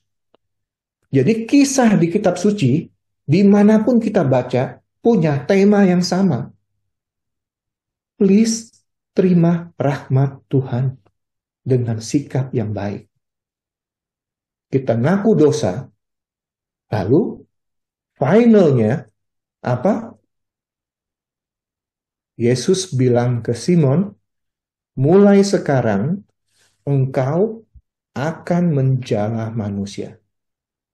Ya, profesinya sudah diperbaharui oleh Yesus. Dan mereka meninggalkan segala sesuatu. Ya, teman-teman, kita memakai akal budi yang sederhana segini. Coba menjadi diri Simon. Ya, coba menjadi diri Simon. Simon melihat mertuanya sembuh. Zimzalabim. Yesus bilang apa? Demam pergi, pergilah demam itu. Yesus mengajar, kemudian Yesus naik ke perahunya. Yang tadinya mustahil menjadi sesuatu yang nyata. Ya, kalau mau diterima dengan otaknya si Simon ini, nggak bakal ada hasil. Malam aja nggak ada, apalagi siang. Tapi Yesus apa? Nggak ada yang mustahil buat Tuhan. Dengan fakta-fakta seperti ini, kira-kira menurut teman-teman, yakin nggak Simon akan ninggalin semua pekerjaan dia? Hah? Kalau saya pun di situ mungkin pokoknya ikut Yesus semua aman. Ya kan? Dia ngomong apa terjadi. Yang tidak percaya itu benar-benar tidak punya hati dan tidak punya otak menurut saya. Nah, Ini yang saya bisa dapat sharekan kepada teman-teman. Beberapa slide berikutnya terakhir. Nah, menerima rahmat itu jelas kelihatan sekali rahmat Allah itu bekerja full atas diri Simon. Ya, Simon mengakui kelemahannya, dia berdosa, dia merasa nggak layak. Makanya dia bilang, pergilah daripadaku Tuhan. Ya, bukan berarti dia menyuruh Yesus pergi, enggak. Dengan kata lain, jangan datang Tuhan, saya nggak layak. Benar-benar saya nggak layak. Ya, habis itu mengikuti Yesus diutus menjadi penjala manusia. Sekali lagi teman-teman ingat di akhir misa Ekaristi apa yang pastor imam katakan? Pergilah, engkau diutus. Semuanya itu nyambung, ya. Kelihatan sekali benang merahnya kan? Nah, refleksi sedikit. Apa yang Tuhan inginkan? Dia mau kita selamat kok. Ya. Tuhan Yesus mau kita semua selamat. Rahmatnya dicurahkan. Mau orang baik, orang jahat, dicurahkan. Tapi rahmat ini hanya bisa bekerja, hanya bisa berbuah, ya. Ikan baru bisa ditangkap dengan berlimpah kalau kita mau ikut seperti Simon. Simon bergeming sedikit di awal, tapi dia ingat, enggak layak saya menolak Yesus. Ya, terbukti, sudah terbukti. Dia tidak mau kita egois. Ya, jangan sampai kita sudah mendapatkan rahmat yang berlimpah dari Tuhan, rezeki buat keluarga, ya, pekerjaan yang baik. Setiap pagi kita bangun tidur, kita masih sehat, lalu kita bilang Tuhan terima kasih, tapi untuk diri kita sendiri. Ayo teman-teman, gabung dengan komunitas, gabung dengan paroki, ya. Syukur-syukur misalnya gabung dengan seksi KKS kami di sini, ya. Benar Bu Ros ya? Kita harapkan teman-teman semua bergabung dengan kita. Ayo kita mewartakan firman Tuhan. Nah, penutup saya ingin kita mengolah 3 pertanyaan refleksi ini untuk kita diskusikan bersama. Ya, pertama, kita sudah menjawab panggilan Tuhan belum? Ya, kalau sudah menjawab panggilan Tuhan, apakah kita benar-benar full heart, sepenuh hati? Ya, jangan-jangan ada maunya kita baru ingat. Nggak ada maunya sudah sukses nanti deh. Ya, mungkin kita masuk kategori itu. Nantilah. Ya, melayani itu nanti. Tunggu umur 70 tahun. Sekarang saya masih ada PR nih. Ya, banyak alasan kita berikan. Padahal Tuhan sudah berikan rahmatnya kepada kita. Yang ketiga, kita sudah cukup bersyukur nggak sih? Ya, dengan rahmat dan berkat dalam kondisi yang baik ataupun yang buruk, rahmat dan berkat itu dicurahkan loh. Walaupun kita mengalami suatu masalah, jangan melihat masalahnya, tetapi dari dalam masalah itu, mungkin Tuhan menyelipkan rencana keselamatannya buat kita. Tapi kita langsung menolak. Ini Tuhan di mana? Saya sudah berdonasi, saya sudah melayani, kenapa saya masih dipecat di pekerjaan saya? Misalnya seperti itu, teman-teman. Bapak Ibu, terima kasih. Ini adalah sharing saya.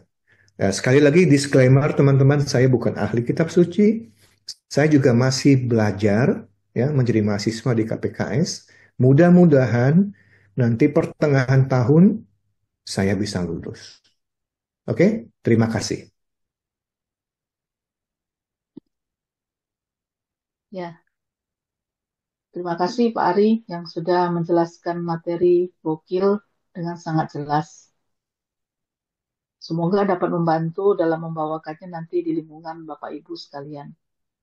Benar adanya bahwa Yesus memang mengubah kehidupan Simon dan murid-murid lainnya dengan memberi mereka misi baru menjadi penjala manusia. Dan itu mereka mengikuti Yesus dengan totalitas penuh ya. Dengan mendapatkan rahmat, dia akan melakukan apa saja, meninggalkan segalanya untuk terus mengikuti Yesus. Terima kasih Pak Ari. Baiklah, sekarang waktunya bagi Bapak Ibu bila mau bertanya atau sharing. Masih ada waktu, setengah jam lagi kita bisa. Dan bila Bapak Ibu ingin eh, menanyakan melalui chat juga boleh, atau menceritakan sharing pengalaman, silahkan berbagi cerita buat kami semua. Silahkan, terima kasih. Oke, Bu Maria, ini ada satu pertanyaan dari Bu Amel. Wah, Bu Amel ini dari Papua loh, teman-teman. Bu Amel ini adalah Emauser, angkatan 8. Saya sangat salut dengan beliau. Kami kadang-kadang selesai jam 10 malam di sini, waktu Jakarta. Dan saya tanya, Bu Amel di Papua jam berapa sekarang? Dia bilang, jam 12 Pak Ari. Sampai midnight. Tetapi semangatnya luar biasa. Oke, pertanyaannya, saya mau tanya, kenapa Tuhan Yesus memilih Rasul Petrus? Sedangkan dia sudah menyangkal gurunya sendiri. Apa kelebihan Rasul Petrus dibandingkan murid yang lain? Oke, ini pertanyaan yang sangat bagus teman-teman. Kalau kita lihat ya, dari 12 Rasul yang dipanggil Yesus, saya sangat yakin sekali tidak ada satupun yang sempurna. Semuanya penuh dengan kelemahan. Ya, contohnya Rasul Thomas, sampai dia harus menyucukkan jarinya dia baru percaya. Yang lain, Petrus apalagi, belum apa-apa sudah menyangkal Yesus 3 kali. Itu Yesus masih hidup loh. Ya, Yesus ditangkap, dia yang ngumpet. Perempuan ketemu, ini bukannya kamu murid Yesus? Bukan, saya nggak kenal dia, dia bilang. Ini menandakan apa, teman-teman? Buat saya melihat ini, waktu Yesus memanggil kita, ya, menjadi pengikutnya, bukan hanya percaya, menjadi pengikutnya. Kita ini penuh dengan kelemahan, tetapi dengan apa role model semua murid-murid Yesus, terutama Petrus, lihat sesudah dia mengikuti Yesus, ngeyel sekali, ngeyel 2 kali, ngeyel 3 kali, Yesus tidak memecat dia. Yesus berikan kesempatan kepada dia untuk memperbaiki diri. Dan Yesus mencurahkan Roh Kudus kepada mereka semua. Dan apa hasilnya? Ujung-ujungnya apa? Semuanya mengalami metanoia. Perubahan total dalam hidupnya. Jadi, menjawab pertanyaan ini, ya, jangan lihat, tidak perlu menjadi sempurna. Memperbaiki dulu baru ke gereja. Pokoknya udah apa istilahnya apa nih, Bros? Udah cuan dulu, habis cuan baru ke gereja misalnya ya. Enggak. Teman-teman, ayo datang ke gereja, ikut komunitas dengan penuh kelemahan, dengan penuh dosa. Itulah yang Tuhan mau. Itulah yang Tuhan tunggu. Ada satu pepatah, saya sering main TikTok, teman-teman. Ya, tapi TikToknya itu yang berbau religius itu gini. Kamu tahu nggak, gereja itu bukan tempat santo-santa orang suci berkumpul. Gereja adalah rumah sakit orang-orang yang penuh dengan penyakit. Dan saya renungin itu benar juga. Saya salah satunya. Ya, saya salah satunya. Teman-teman sedikit sharing. Mungkin 5 menit Bu Maria boleh ya? Silakan. Saya ini tidak mengenal kitab suci. Ya, kitab suci itu hal yang terakhir yang saya akan baca seumur hidup saya. Walaupun saya sudah menjadi Katolik. Saya dibaptis pada tahun 2018. Tetapi apakah sesudah dibaptis saya metanoia? Enggak kok. Ya, saya masih dugem, ngumpul sama teman, minum dan sebagainya. Ya layaknya orang-orang biasa lah. Tetapi ada satu momen yang mengubah hidup saya. Saya nggak bisa tahan. Saya curhat ke Bu Ros. Saya curhat ke teman-teman yang lain. Menggebu-gebunya itu saya nggak bisa tahan. Oh gimana dong? Nah, ini saya imani. Tuhan Yesus bilang, it's okay, Ari. You nggak perlu harus jadi sempurna untuk jadi murid saya. Mungkin sampai saya meninggal pun saya akan penuh dengan kelemahan. Tuhan bilang apa? It's okay. Tapi yang Tuhan mau apa?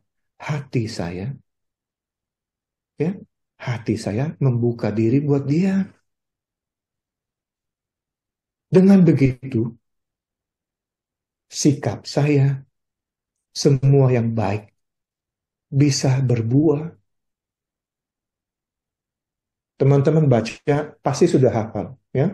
Galatia bab 5. Buah-buah Roh Kudus. Apa itu? Sukacita, kasih, lemah lembut. Teman-teman sebutin itu semua. Itulah tangkapan ikan yang berlimpah, yang melebihi harta yang kita kumpulkan. Demikian Bu Maria. Iya, makasih Pak atas sharingnya. Silakan Bapak Ibu yang lain kalau mau menambahkan atau melihat renungan tadi, bagaimana? Apakah sudah apa? Kita syukuri apa yang rahmat Tuhan yang kita terima? Mungkin Bapak Ibu bisa berikan tanggapannya. Monggo, masih ada waktu nih. Pak Bambang biasanya sharing nih. Iya, selamat malam Pak Ari dan teman-teman semua ya. Pak. Saya nggak sharing, tapi saya biasanya kalau setelah mendengar firman gitu atau membaca firman, biasanya saya merefleksikan diri gitu. Apa pesan Lukas 5, 1-11 ini untuk saya gitu. Tadi Pak Ari udah nyampein panjang lebar ya. Nah, refleksi saya dari penjelasan Pak Ari maupun dari firman ini adalah ketika si Petrus diminta untuk pergi ke tempat yang lebih dalam, didorong perahunya itu, terus suruh mendebarkan jala. Kesan saya, Simon Petrus ini jengkel, ya. Eh, Saking jengkelnya dia bilang, Guru telah sepanjang malam kami bekerja keras dan kami tidak menangkap apa-apa. Tetapi karena engkau menyuruhnya, aku akan menebarkan jala juga. Kejadian ini kan pagi menjelang siang gitu ya. Karena memang nelayan itu berangkat untuk menangkap ikan itu sore hari. Balik balik ke pantai atau ke rumahnya pagi hari. Nah ini Petrus nggak dapat apa-apa gitu. Lagi pula itu jaringnya lagi dibasuh. Jadi dia itu udah mau pulang tuh. Nah itu ada eh,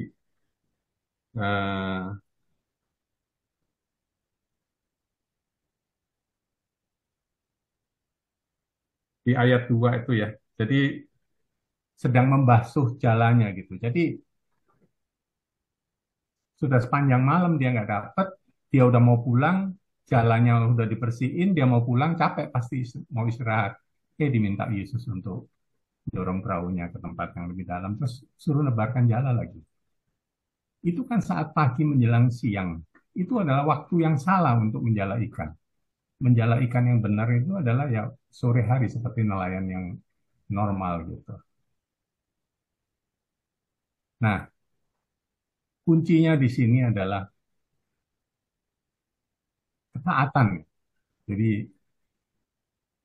Petrus yang tadinya ragu-ragu, kesel, dia merasa jagoan, dia nelayan, andal, ini seorang tukang kayu lagi, nyuruh nelayan untuk menebarkan ikan gitu. Jadi ini sudah kebangetan lah gitu perasaan si Petrus ini.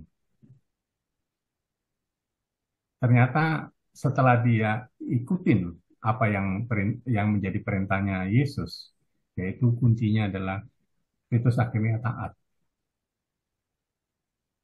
Awalnya dia yang memanggil guru, guru telah sepanjang malam kami bekerja keras dan kami tidak menangkap apa-apa. Tapi setelah dia menangkap banyak ikan sesuai dengan perintah Yesus, dia berubah total. Dia memanggil Yesus itu sebagai Tuhan itu di ayat 8. Jadi berubah total ya. Dan segala kesombongan Petrus itu langsung runtuh. Dia sujud di hadapan Yesus kan. Kita itu bisa seperti, atau saya lah ya. Saya itu bisa seperti Simon loh. Tidak percaya gitu. Karena saya telah merasa, saya udah jago lah gitu dalam segala hal. Tapi kadang-kadang Tuhan itu bisa memerintahkan kita itu untuk melakukan sesuatu yang tidak masuk akal. Atau hal-hal yang sepele saja gitu. Tebarkan jalamu gitu pada siang hari. Itu kan nggak masuk akal. Seperti ketika kita baca di kitab Perjanjian Lama, yaitu Raja, bukan anu lah, jenderal lah itu ya, Naaman gitu, yang sakit kusta itu. Ketika dia minta kesembuhan di kitab 2 Raja 5 itu ya. Ketika dia minta kesembuhan datang ke Nabi Elisa itu. Apa sih yang diperintahkan oleh Nabi Elisa? Disuruh celup-celup aja, disuruh berendam di sungai Yordan itu 7 kali. Mana loh si Naaman itu? Ya. Kayak gini nih, kadang-kadang kita diminta untuk melakukan hal-hal yang kecil, hal yang sepele gitu ya. Tapi di balik semua itu telah menunggu sesuatu hal yang luar biasa apabila kita itu taat. Jadi refleksi buat saya mungkin bisa, kalau memang Anda juga uh, mau berefleksi mungkin. Ketika kita mengalami kegagalan beruntun seperti Petrus ini, dan tidak tahu lagi apa yang harus dilakukan, kita jangan mengeraskan hati, tapi merendahkan hati. Saatnya bagi kita untuk mendengarkan Tuhan. Kadang jawaban Tuhan itu kita tidak sangka-sangka, hal-hal yang sepele. Jadi keberhasilannya Simon saat itu adalah dia taat dan dia sadar. Segala kesombongannya jadi runtuh gitu. Itu yang saya pikir refleksi buat saya Pak Ari dan teman-teman. Gitu ya. Terima kasih. Ya, makasih Pak Bambang Mudah-mudahan sharingnya. ada sesuatu lah yang didapat kita. Ya, Ya, Pak. thank you Ya, Pak Bambang. makasih Pak. Tambahannya sangat-sangat luar biasa Pak. Thank you. Terima kasih, Pak. Ayo teman-teman, ada mungkin yang mau sharing pengalaman atau mau menambahkan dari perikop yang kita baca ini? Pak Ugi, Pak Ugi. Ya, sedikit. Ya, memang saya tersentuh memang ayat 8 itu ya. Ketika Simon Petrus melihat hal itu, ia pun tersungkur di depan Yesus dan berkata, Tuhan, pergilah daripadaku karena aku seorang berdosa. Yang saya refleksikan, kenapa Petrus mengatakan, aku seorang berdosa. Kok bukan aku orang yang goblok, misalnya gitu kan. Aku yang bodoh. Aku kan profesional, sampai kok Tuhan yang tukang kayu ngasih petunjuk lempar jala bisa dapat banyak. Berarti aku yang berpengalaman ini percuma di hadapan Tuhan waktu itu kan. Itu yang saya lihat di situ. Jadi kenapa ungkapan Petrus itu melompat ke dosa gitu. Seharusnya kan mikir, aku tuh bodoh dong kalau gitu. Aku yang berpengalaman kok. Yesus yang tukang kayu kok ngasih petunjuk begitu, kok mendapatkan ikan yang begitu besar. Saya lihat di sini melompat kok langsung larinya ke dosa gitu. Oke. setelah itu saya lihat di sini, Petrus murid-murid akhirnya kan diutus untuk menjadi penjala manusia karena dia nggak mampu menjala ikan, tapi nanti pun kamu akan menjala manusia. Yang saya refleksikan di sini bahwa apabila kita tidak selalu harus kudus atau suci ya, tadi dia merasa berdosa ya, bahwa saya tidak perlu kudus walaupun saya berdosa, saya juga diberi kesempatan Tuhan untuk menjala manusia. Ya, Saya yang tidak bisa mendapatkan ikan, saya juga dipakai Tuhan untuk menjala manusia. Dan saya tidak perlu khawatir lagi untuk tidak dapat menjala ikan. Karena Tuhan mengutus saya untuk menjala manusia. Terima kasih. ya. Ya Pak Ari. Si Pak Ugi. Thank you, Pak Ugi. Mari Pak. Eh, ya, Pak Ugi, saya setuju sekali. Teman-teman coba kita lihat ya. Ini dari tambahan dari Pak Bambang, Pak Ugi tadi. Ini proses metanoia, pertobatan sampai Petrus itu berkata, ia berdosa. Ya, aksi ini tidak diawali oleh Petrus, tapi segala semuanya ini dimulai dari Tuhan Yesus. Tuhan Yesus naik, curahkan rahmat bekerja, menggerakkan hati, menyadarkan Petrus bahwa dia tidak layak. Sampai dia berkata, serendah itu. Nah, kisah orang pertobatan ini, ya, kisah pertobatan ini kita akan jumpai dari awal kitab suci sampai akhir dengan ritme yang sama, dengan proses yang sama, bahwa Tuhan yang memulainya. Tuhan yang menyadarkan. Kita menerima, membuat kita submit ke Tuhan, kemudian baru hidup kita berubah total. Nggak ada istilahnya gara-gara saya. Nah, saya ngaku dosa memang karena semuanya gara saya. Kita bisa sampai mengaku dosa yang benar-benar ya. Itu semua berkat rahmat dari Tuhan menurut saya. Bukan karena kebesaran hati kita. Gitu, Pak Ugi. Ya, makasih. Ya, memang ini. Makanya saya lihat ini ada lompatan gitu. Jadi dia mungkin begitu tersentuh hatinya sehingga dia merasa, aku nggak layak, aku orang berdosa. Tapi kan seharusnya, kok aku bodoh ya, aku kan berpengalaman. Kok orang tukang kayu aja kok bisa seperti itu gitu. Tapi lompatan di sini saya lihat bahwa begitu kuasa Tuhan yang menyentuh dia sehingga dia merasakan aku berdosa. Gitu. Saya kira gitu ya. Ya, Refleksinya pertama tadi saya lihat kok aneh gitu. Dia nggak mampu kok mengata berdosa gitu langsung. Gitu ya. Tapi saya lihat ini memang tentu ada cerita sebelumnya seperti tadi Pak Ari ngomong bahwa mertuanya disembuhkan Tuhan sebelumnya kan. Berarti dan juga saya lihat di sini ada mungkin anggapan bahwa kalau orang bisa melakukan mukjizat pasti kudus. Kalau nggak bisa berarti saya berdosa. Mungkin begitu juga saya kira. Oke, makasih. Refleksi saya itu tadi. Makasih. ya. Ya, makasih Pak Ugi refleksinya. Ya, makasih Ibu Maria. Iya, sama. Mari Bapak Ibu, Ya. Bu masih Maria, ada waktu nih. Bu Maria, saya bisa tanya juga mengingatkan. Oh, silakan Pak. Oke, saya Iwan, Pak Ari, Ya, Pak. dan teman-teman. Kita sudah tahu bahwa, terutama di kalangan kita nih ya, bahwa Yesus naik ke perahu kita, masuk ke dalam hati kita. Ya.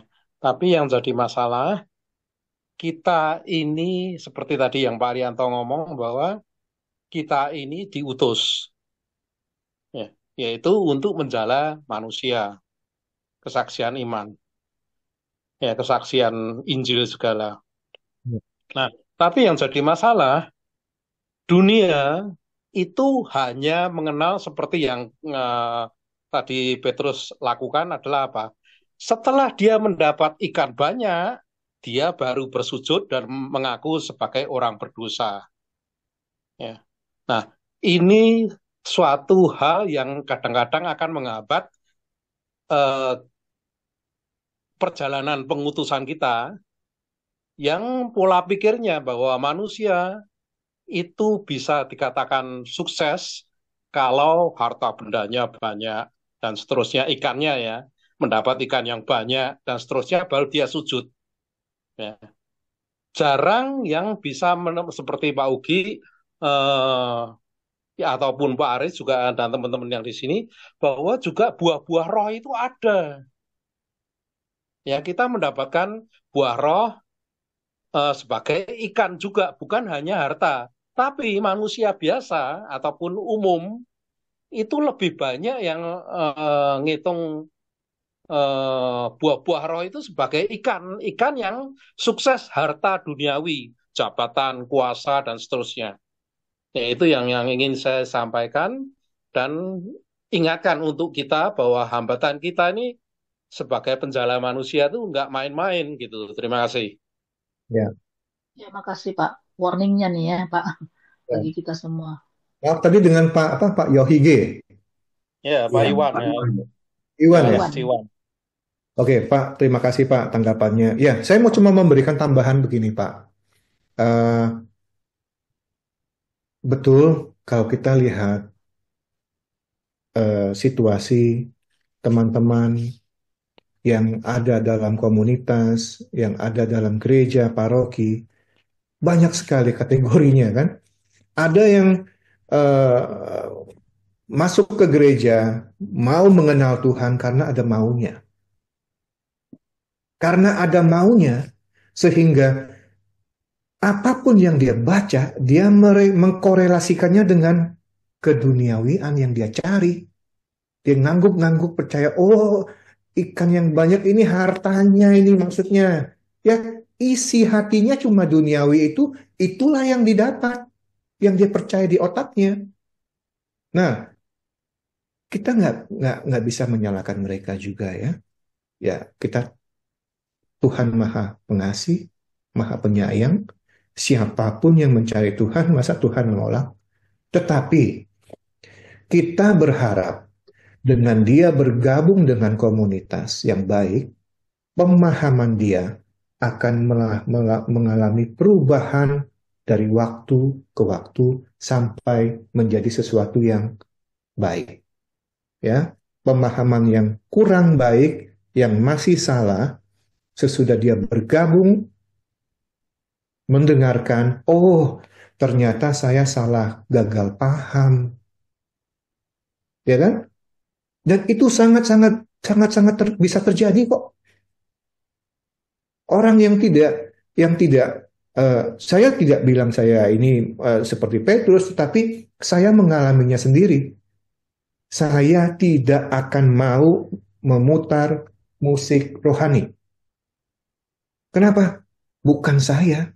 Saya tidak akan mau membuka kitab suci karena itu bukan saya. Tapi kalau sudah waktunya Tuhan bilang, Ari, you sudah terlalu lama ya di sana di luar. I cannot help gitu loh. Ya, mau ditolak apapun nggak bisa. Jadi inilah yang saya pikir kita harus selalu berpengharapan dan tahun ini kan memang pengharapan yang tidak mengecewakan ya buat kita semua. Begitu Pak Iman. Terima kasih. Ya Pak, makasih Pak. Mari Ibu Bapak sekalian masih ada waktu nih, 10 menit lagi ya. Masih bisa Bu- berapa pertanyaan lagi atau sharing? Silakan.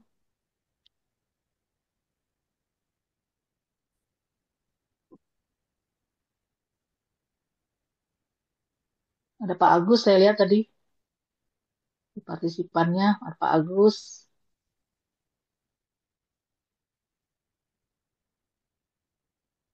Ada Bu Karol nih, Bu Karol.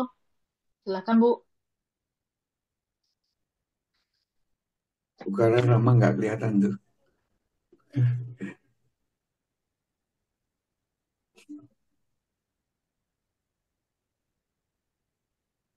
Mari, atau Bu Eti deh. Bu Eti, Eti, ayo Bu mungkin Eti. menambahkan. Selamat Ya, malam, Pak Ari, jadi Arya semuanya. Malam, malam Bu Eti. ya. Terima kasih Pak Ari. Sangat bagus ya. Malam ini begitu rinci dan membawa bagi saya refleksi yang khusus ya. Saya tadi hanya ingin menambahkan bahwa apa yang dikatakan Pak Ugi ya, bahwa rupanya Santo Petrus itu karena ketaatanlah makanya Tuhan Yesus pilih dia walaupun dalam ketidaksempurnaan, tapi Tuhan Yesus pilih Santo Petrus menjadi eh, eh, pondasi gereja Katolik. Justru ketaatan itulah yang mungkin, ya bukan mungkin, tapi yang pasti itu menjadi dasar bahwa kehidupan kaum klerus, biarawan, biarawati, itu harus taat kepada hierarki. Makanya sampai sekarang gereja Katolik ini kenapa tetap bersatu? Karena fondasi ketaatan itulah yang terus selalu dibangun. Walaupun memang ada yang tidak taat juga, tetapi bahwa eh, kaul ketaatan bagi kaum klerus itu menjadi dasar utama supaya hierarki di dalam gereja Katolik kita ini sampai sekarang masih tetap universal sifatnya. Dan itu menjadi salah satu akar fondasi gereja yang kita paling kuat ya. Kaul ketaatan, kaul kemiskinan, kaul kemurnian. Itu dasar-dasar bahwa gereja Katolik kenapa sampai sekarang masih tetap utuh dan bersatu. Karena pondasinya itu salah satunya tadi adalah kaul ketaatan. Saya lihat di sini juga banyak sekali Pak Ari bisa mengundang, membawa umat baru ya, yang ikut bergabung di dalam Zoom KKS ini.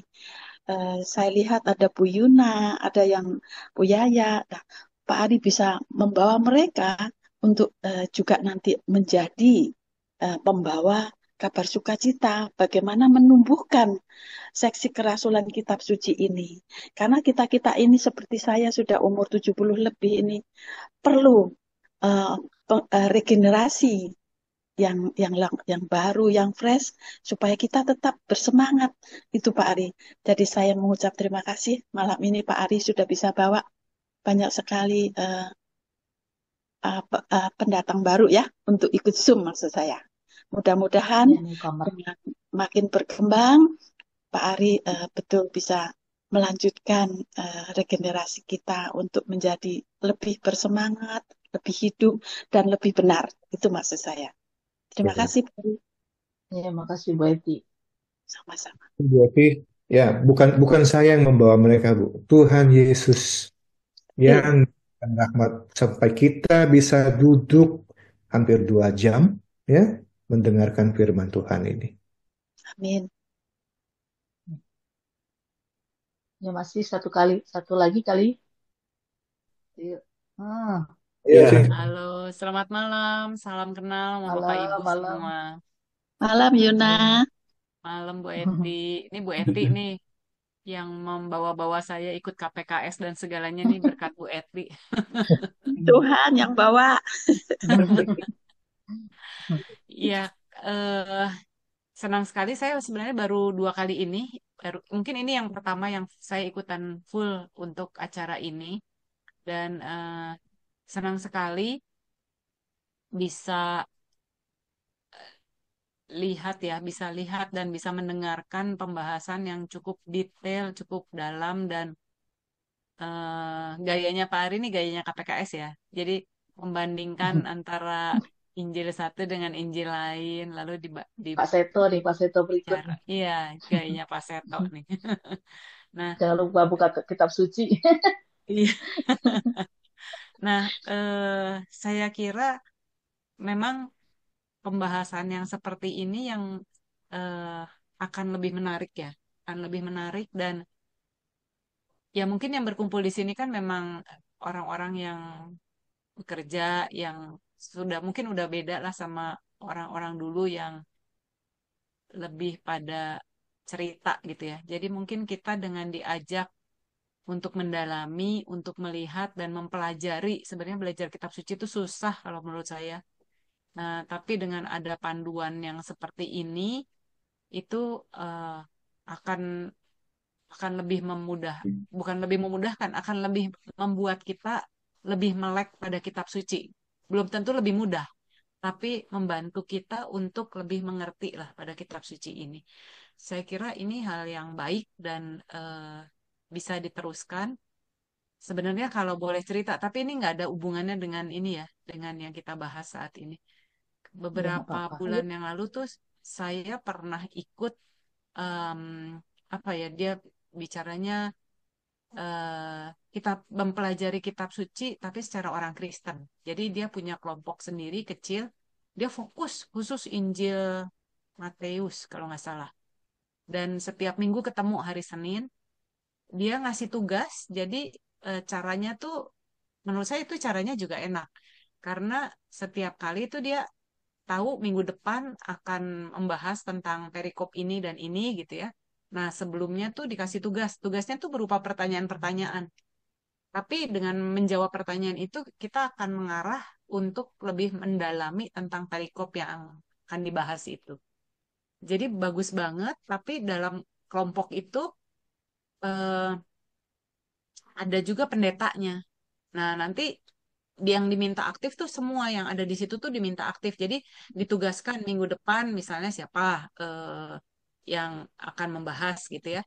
Nah, nanti ketika dia membahas, yang lain juga akan menambahkan atau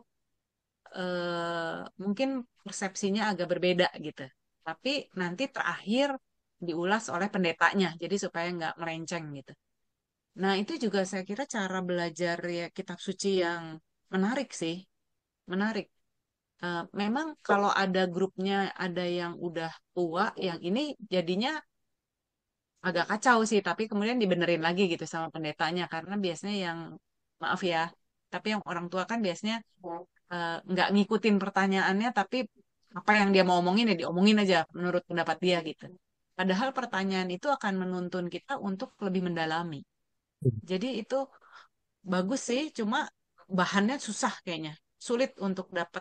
Karena itu pertanyaannya bukan dibikin itu udah satu set gitu, dari awal sampai akhir. Itu aja sedikit, cuma saya eh, karena baru pertama kali ikut KKS ini, jadi melihat cara yang Pak Ari bawakan ini menurut saya baik dan bagus. Kemudian juga membawa cara baru barangkali ya. Eh, Mungkin kalau ada yang nanti yang muda-muda yang ikutan akan lebih tertarik, saya kira dengan cara yang seperti ini. Em, Kemudian juga eh ini apa tuh namanya? Jadi kita bisa sama-sama mendalami gitu karena terus terang walaupun baru lulus KPKS tapi rasanya pengetahuan saya tentang kitab suci sih belum belum belum kemana-mana gitu. Itu sedikit masukannya. Tapi ayo kita bertumbuh bersama di KKS ini dan semoga eh, nanti di KKS ini juga kita bisa saling melengkapi dan kita saling belajar untuk kitab suci supaya untuk untuk kepentingan kita dan kepentingan komunitas. Terima kasih. Ya, thank you Sis Yuna atas perkenalan dan masukannya ya. Thank you. Nah, Terima Ini kasih. sudah waktunya. Ya, mungkin Pak mungkin Ari mau mengulasnya? Maria, sebelum kita tutup dengan doa, saya mau menambahkan tadi singkat aja. Ya, iya. Ya, saya cuma mau berkomentar just in time Bu Yuna bahwa tahun 2025 ini kita memang berinisiatif sekali untuk menggalakkan seksi KKS ini. Mungkin akan ada semacam kayak pembelajaran Bible Club kita, ya. Nah, ini lagi digodok dan saya mengucapkan welcome to Bu Yuna di seksi KKS. Ayo kita Iya. tunggu bersama Bu. Ya, Terima makasih ya Pak. Kita kasih. sama-sama ya Pak. Ya. Iya. Baik, kita bila sudah tidak ada lagi sharing dan pertanyaan, karena waktu juga semakin larut malam, kita akan segera akhiri pertemuan gokil malam ini. Sebelumnya mari kita berdoa bersama. Dalam nama Bapa, Putra, dan Roh Kudus. Amin. Allah Bapa yang baik, kami bersyukur dan berterima kasih dalam pertemuan ini. Engkau hadir, membimbing dan menerangi kami dengan Roh Kudus-Mu dalam mempelajari sabda-Mu. Ya Bapa, semoga kami semakin menyadari tugas perutusan kami sebagai anak-anak pilihan-Mu untuk berani memberi kesaksian dan mewartakan kerajaan Allah dengan setia dan penuh sukacita. Ya Bapa, pada malam ini kami sangat berterima kasih atas kehadiran Pak Ari dan juga rekan-rekan pencinta kitab suci yang hadir pada malam ini, sehingga acara ini berlangsung sangat menyenangkan dan membawa hikmat bagi kami. Biarlah sabdamu yang telah disampaikan oleh Pak Ari dan penjelasannya dapat menjadi perenungan kami dalam kehidupan kami sehari-hari. Sebentar lagi kami akan undur dari ruangan Zoom ini. Berkatilah kami semua agar esok dapat menunaikan pekerjaan kami dalam hari yang baru. Terima kasih Tuhan, semuanya ini kami sampaikan kepada Tuhan Yesus Kristus Tuhan kami yang hidup bersatu dengan Dikau dan Roh Kudus kini dan sepanjang segala masa. Amin. Dalam nama Bapa, Putra, dan Roh Kudus. Amin. Amin.